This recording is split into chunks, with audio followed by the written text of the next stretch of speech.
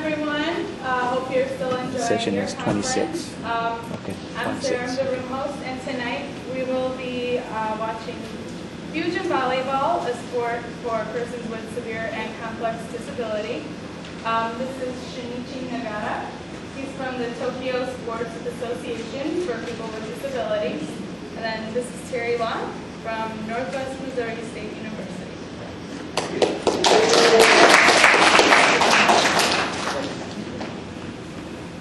Well, today I'll start. Today is, first of all, welcome and thank you for being here. I know it's the end of the day, so we're going to try to be as active as possible, but also present you with some useful information. I'd like to start by thanking Shinichi for traveling all the way from Japan for this presentation. We have a visiting faculty member at our university who was from Japan, and initially he was signed up for this presentation, but he had a health problem and had to return to Japan pretty immediately. It was a pretty significant health concern. And Shinichi was, somehow, we arranged for him to come all the way from Japan and fill in. So I was very surprised that happened, but I'm very happy that happened. I think he's going to do a great job today. I'm going to be here to support him, but he's our primary speaker, so I'll turn it over to you, okay? Thank you very much. Sure. Well, so I must substitute. Well, my name is Shinichi. Again. I'm from Tokyo Sports Association for people with disability, but I'm in charge of Balloon Volleyball Association for promoting this wonderful sport. So probably we should start then. Well, today I'm going to talk to you 5 things about this balloon volleyball. The first thing is how to play it, and the second thing is how popular it is, and the third thing is the secrets of balloon. Well, it's very special balloon, and I'm going to talk to you about it later. Then the fourth thing is adaptation of the activities with those balloons. And the last thing is I would like to share some story about the participants of this balloon volleyball. Sorry. Oh yes, yes. Well, the keywords is just only 2. We're using special balloon to be everybody inclusive. Everybody can play competitive sports and recreation all together.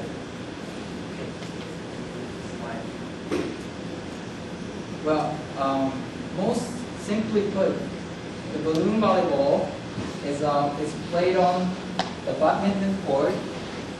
6 people, 6 athletes, and each size, and using balloon. Well, balloon volleyball has own rule book, but so if you're very interested in competitive sports, we offer the rule book for you. Probably you already have the rule book. Well, let me introduce most important rules of balloon volleyball. The first thing is, same slide, but no text. Well, the first thing, important rule is everybody in the court has to touch or toss at least 1 time before you toss it back to the opponent. Well, the second important rule, we have restricted area to hit attack, preventing strong attack to opponent team. Well, after that, we actually going to play everybody together. So I'll explain that later again after. Okay. This is the second thing. This is how popular this balloon volleyball is in Japan. We have 5,000 people enjoying this sport. Compared to the number of wheelchair basketball, we only have 800 people enjoying wheelchair basketball. Well, not only in Japan, but also in Germany, this sport is spreading because a lot of elderly with disabilities needs something to do, something to engage with. It was something. So why is it so widely accepted? I think it's because it's very simple and easy. It's a game of tossing the ball within all players and toss it back. It's that's it. It's very, very simple and easy. You need less effort to join the game than the other team sports like wheelchair basketball or something else. And less money. Less money too. Yeah. We only need balloon and we enjoy it. And I think the difficulty of the task is just very appropriate for the group with mixed abilities. Please go to the next slide.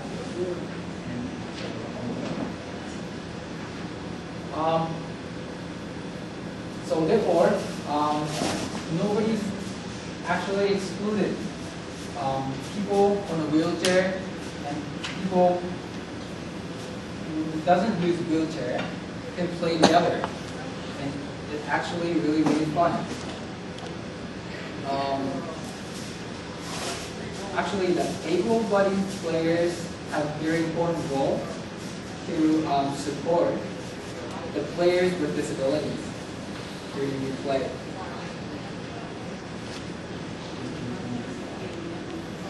Well, those pictures we took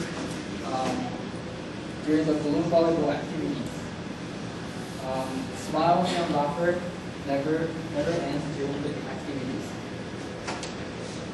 So, it's time for the video clips. We prepared 2 videos to be received.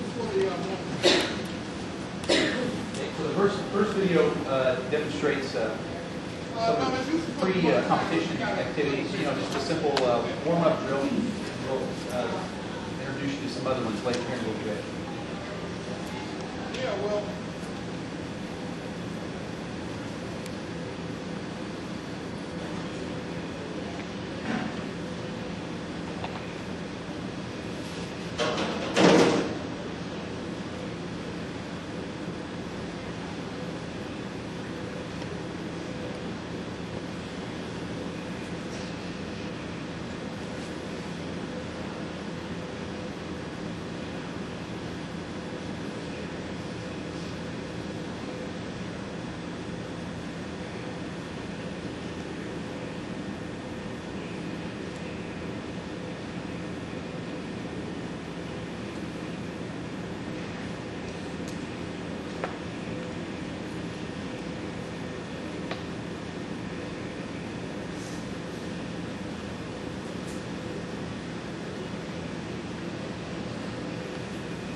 Okay, is that what you would typically think of when you think about balloon volleyball? Is that kind of what comes to mind? Yeah, it's kind of it. That was what I thought of when I was first introduced to the sport. So forgive me for sitting down. So the next video, this is really just the preparatory stages, though. The next video shows what fusion volleyball is about when it comes to time to actually participating, right? Competing. And as we were talking about earlier, one of the things about fusion volleyball is it allows you to still have that competitive element, but it still allows for inclusion and modifications to meet everybody's ability level. So there's a window for everybody to be competitively engaged in the activity without being left behind or creating inadequate, or not inadequate, inequalities in terms of ability level and deal with others.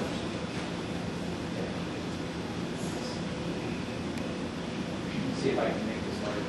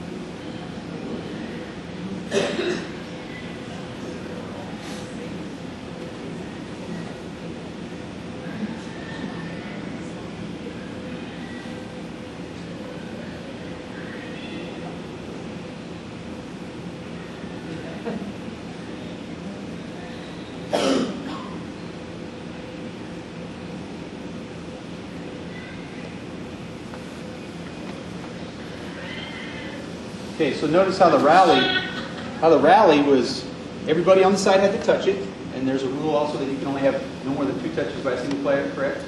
Correct. Okay. And notice how the game changes pace at different times. So the nature of the game really changes pace for the different players, and there's opportunities for people to really demonstrate and really test themselves at all levels. And also there's that interdependence. Okay, everybody is helping everybody. So it's some of the qualities that I see that are really valuable.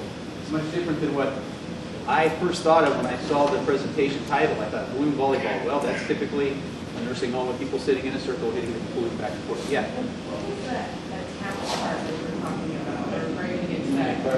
Sure. That's Is that what the spiking? right. Yes.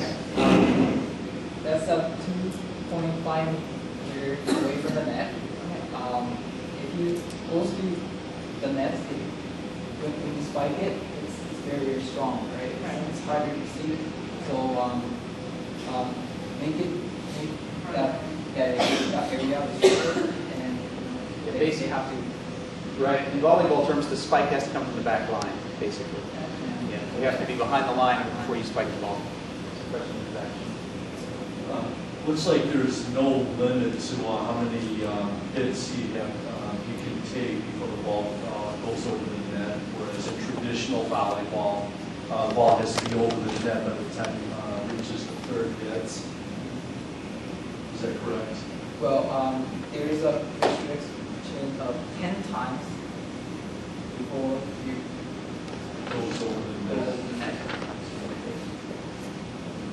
So that gives you, there's an opportunity for a few people to have multiple hits to, and that helps set up and work your way through the cycle of everybody touching the ball. But it's not inevitable. You can't just go on forever, you have to do it in 10 minutes. If you have 4 wheelchairs, may you also have 4 helpers, 4 individuals to move those wheelchairs if they're not elected on the court? Well, Is there a number of wheelchairs that can be on a court or a specific limitation? well, there's no restriction for the wheelchair people to join, but usually we have 3 people with disability, probably wheelchair, plus 2 people to help. Well, the rule says 6 people in the court, Only 6 on the court. but if you Which try for fun, probably you can do like 4 wheelchair plus 4 supporters. So if you had 4 wheelchairs, 4 supporters, 2 able-bodied ambulators, then you could still only hit the ball up to 10 times before it would go over. Well, Correct. you can make a modification. You got it, okay. Yes. But yeah, 10 times is official rule. So yeah. Yes, please. Talk about your serve. How do you initiate the serve to start the game, or is it just facilitator tosses the ball in and then you start your rally, or do you have somebody actually like at the service line and they serve it over? How do you do that? Well, the line, the restricted area, the 2.5 meter from the net, that's Yeah, that's a line for the serve. Or like you can go back. You could go back. You could go back. Okay. And we have some pretty strong servers that if they're at that line, they're gonna. Right. Okay. And is that the result that you want, or when you see that result on the video? Maybe. Was that the result that they wanted? No. Yeah, sorry. If you can service that close to the net, Yeah. okay, then you may have some very strong players who will have the ability to ace every time they serve. I think what you'll find when you play with the balloons is that you can smack that balloon as hard as you want, and it'll go about 5 or 6 meters at a high rate of speed, but then it slows down fairly quickly. And when it slows, it sinks at a fairly quick rate. And actually, I think it says in the rule book, correct me if I'm wrong, but a serve has to be hit up, but the spin of the way a balloon moves through the air, a lot of times will pull it down. So I think it's actually illegal, correct me if I'm wrong, to serve at a straight down, or to spike at a straight down angle. Is that true? True. Yeah. Does that make sense? So it looks like somebody would really be able to dominate the game, but But it's illegal for a Yeah. spike serve If or I- overhead. I believe so. Right. Yeah. Oh, okay. And if you spike it really hard, it often goes up. The balloon goes up, not down. And then the fusion game, just get ahead of game modifications. But are you allowed to block a serve in your rule? Oh, block is Not allowed. no, not allowed. Right, it's completely clear that the service got completely clear the nets. Right. It's like a traditional volleyball.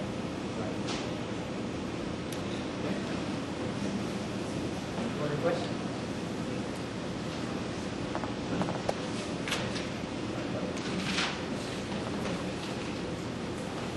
I'm going to leave it like that so I can follow these slides. Okay, now I would like to talk about something about balloon.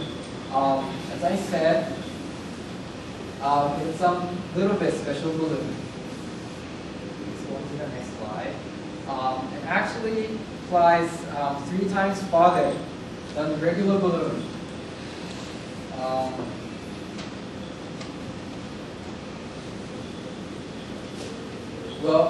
This is because the thickness and softness of this balloon.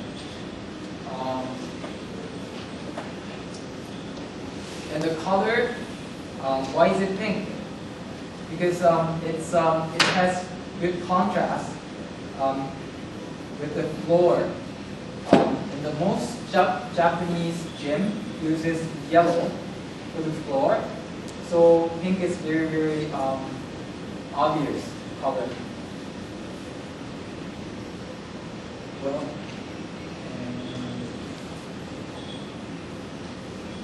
and we use bells inside in the balloons. This is also for people with visual impairment. It makes sound when it moves.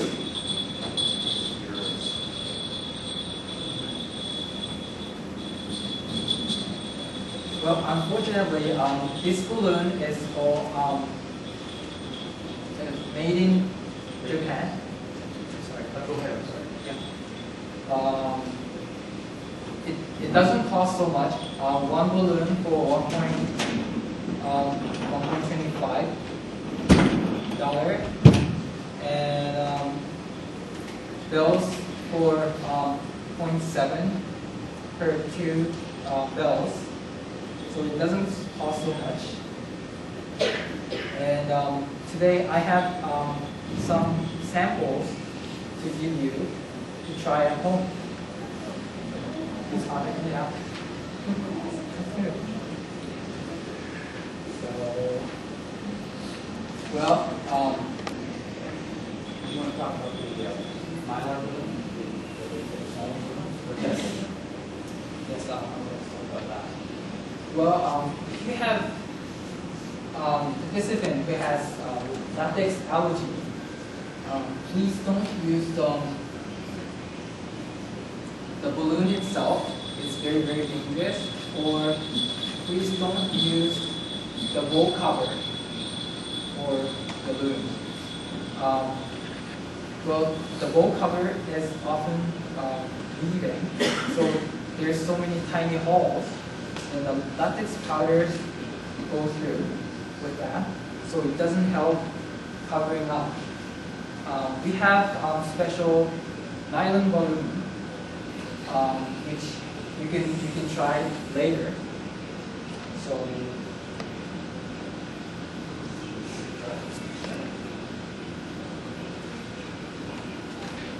Okay.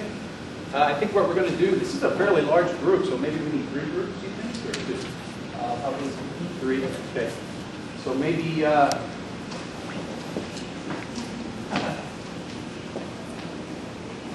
divide yourselves into 3 groups. 2 over there and 2 in the back, okay? air. Usually air. Typically air. Typically air. I think super helium. We do purple helium though for nice. Exactly, and that's what he was going to, it's later in his PowerPoint, he's going to mention that. So that's a good question. Okay? All right, we're going to be our own polls. Okay? So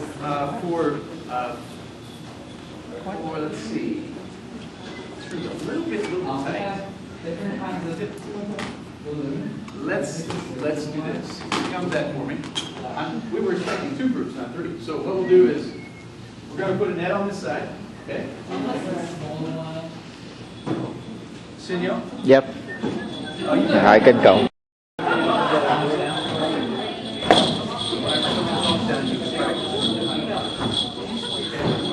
Yeah, sure. And this is the drill. It's just towel or cloth and set it on top of the plate. And now you have to play with the water yourself.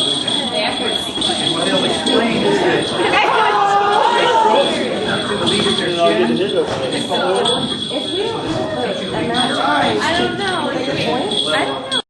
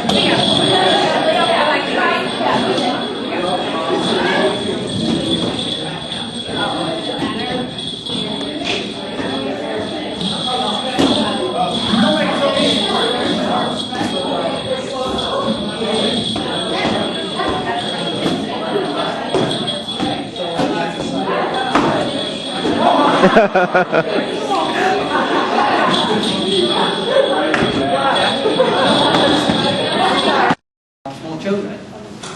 And this blue one and white one is regular balloon. What's the difference? It flies much farther. It reacts very, very well. And the shape is also different. It's much rounder, and it gets a little bit like egg shape or parachute. When you hit the pole, it goes straight to you, but it's not. So that's the main difference. After that, probably you test it out and feel the difference. Is it okay to put a little helium in the pink? Yes. Just a little. Well, actually, yeah. Talk about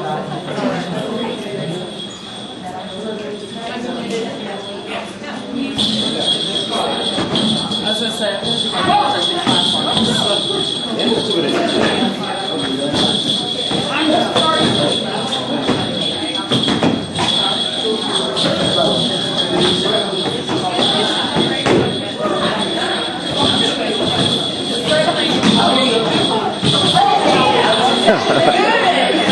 going crazy.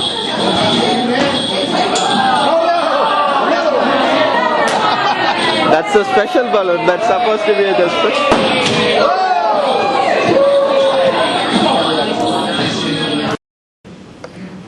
Well, I will share some stories about 3 people who participated in a long, long time. Well, instructors taught him strong range of motion, and finally he learned how to serve correctly. And when he played the game, that any other people in the team was so amazed and cheered him up, and he was so happy. In the end, he gets more and more motivated and try new things by himself. So it's a really success.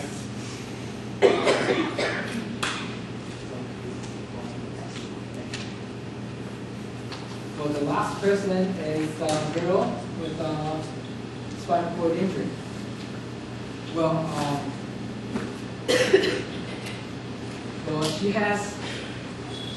she used a power chair. Questions? We used the nursing home I used to be a director at. We used an adaptation of this where our nursing home, most of them are in the wheelchairs and they're fragile, so you can't really have people who put them on.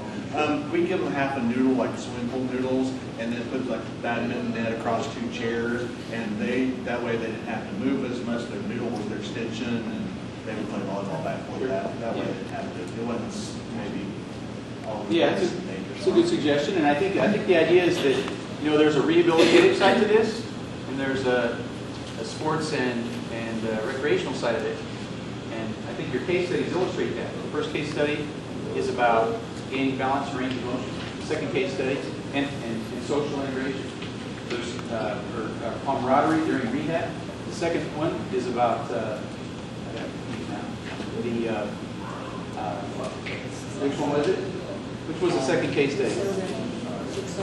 Oh yeah. So motivation. That's what I was going to say. It's really more about helping motivate that child or that person to participate in therapy. And this third one was about activities of daily living and how the activities on the court can help her learn to use that chair with skill and how that translates into her daily life. So, and at the same time, everybody's having fun. It's an opportunity to be involved in social sporting activity at whatever level it's competitive for you. So there's an intrinsic motivation side to this. There's a recreational leisure side to it, and there's a rehab side to it. And if they want to take it that far, there can be a serious competition side to it as well. Other questions? I was just going to say, when I worked at Shriners Hospital, we had kids that came down in their beds in our gym, and some of them, they were in traction with their legs, so they couldn't reach sometimes, so we had them use a badminton to help, a badminton racket, I'm sorry, to help reach the corner. Like in the one video, it showed that I guess the people with the non-disabilities would go down on